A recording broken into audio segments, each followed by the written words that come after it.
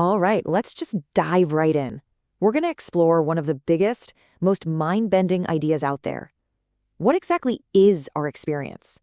The whole thing you're going through right this second. What if it's not nearly as solid as it feels? So, where are we getting all this from? Well, the insights for today's explainer come from a really fascinating talk by Tuck Loon, given on October 6, 2024. He lays out a perspective that's so profound, we're just going to break down his core ideas one piece at a time. Okay, so let's just start with this. Seriously, just take a second to consider it. The feeling of the chair you're on, the sound of my voice, your mood, whether it's good or bad. What if all of it, every last bit, is just a construct? A phenomenon being turned out by your mind, moment by moment by moment. And that question right there leads us straight into our first big concept, the mind-made experience. Let's really unpack what this means, because once you get it, it can completely change how you relate to, well, everything. So what is a mind-made phenomenon? It's this idea that our reality isn't some fixed external thing that's happening to us. Nope, it's an active process that your mind is creating constantly. And when we don't see this, we take everything so personally. That anxiety, that's me. That happiness, that's mine. But if it's all just a process, well, that's where things get really, really interesting.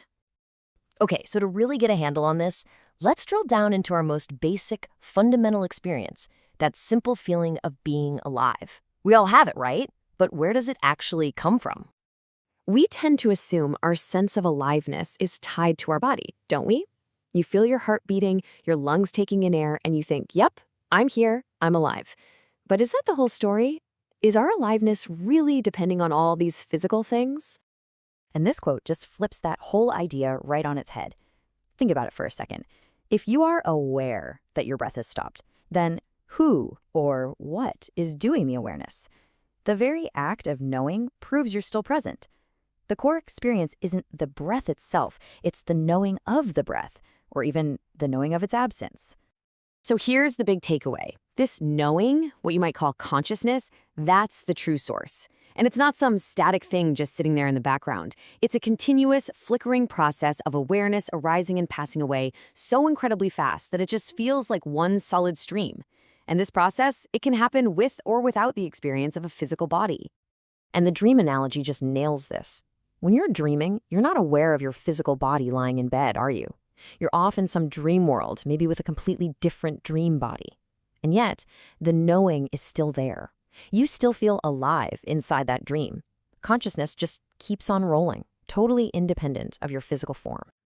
Okay, so if our most basic state is just this process of knowing, this awareness, then where does me come from? You know, the knower, the person who feels like they're living this life? Turns out it's not a single thing. It's more like a recipe. Yeah, here's the thing. There isn't some solid little you sitting in the driver's seat at the center of it all. What we experience as ourself is actually a combination of a bunch of different mental things all firing off at the exact same time. So let's look at the ingredients in this recipe. First, you've got the base, that basic process of knowing, or consciousness. Then you add feeling, pleasant, unpleasant, or just neutral. Then you throw in perception, which is what labels and interprets everything. And finally, the secret ingredient, the mental factor of a sense of I. When all of these pop up in the exact same moment, they fuse together, and voila, you get the seamless experience of a knower, a self that feels like it's doing the knowing and the feeling. And this is why it all feels so real, so solid. I mean, with physical stuff, if you put a cup next to a book, you still see a separate cup and a separate book. But mental stuff is different. It's more like dropping some blue dye into a glass of water. They just merge. You don't see water and dye anymore. You just see blue water. In the same way, that knowing and that sense of I dissolve into each other, creating the single, unified experience of I know. Okay, so what? Why does any of this actually matter in our day-to-day lives? Well, because seeing this process for what it is, a mind-made recipe, not a solid self, it changes everything. This quote just sums it up perfectly. The thoughts, the feelings, all those states that bubble up, they aren't fundamentally you. They aren't yours. But because they're happening in your experience, you are responsible for how you relate to them. This shifts us from being a victim of our own minds to being a mindful, responsible participant. See, when we're operating with ignorance, meaning we just don't see this mind-made process, we take it all personally. A difficult experience comes up and boom, we grab onto it. We think, I am suffering. We identify with it, we fight it, we get tangled up in it, and that identification is the suffering. But what happens when you add a different ingredient? What if you add wisdom? That understanding that this is all just a combination of processes. The whole result changes. The exact same difficult experience can arise, but now you see it as just a mind-made thing happening, not my personal tragedy. You can meet it with balance, with calm, with equanimity. All right, let's tie all this together.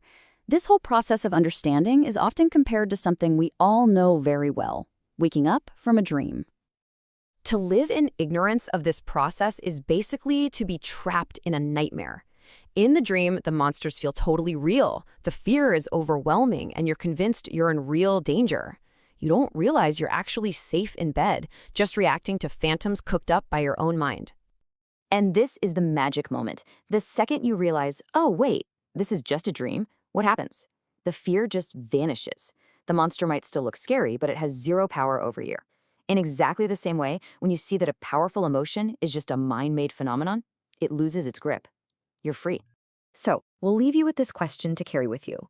If your feelings, your thoughts, your entire sense of the world is just this unfolding, mind-made process, then who or what is actually living it? Maybe the answer isn't a who, but a what, the process itself. Something to think about. Thanks so much for joining us.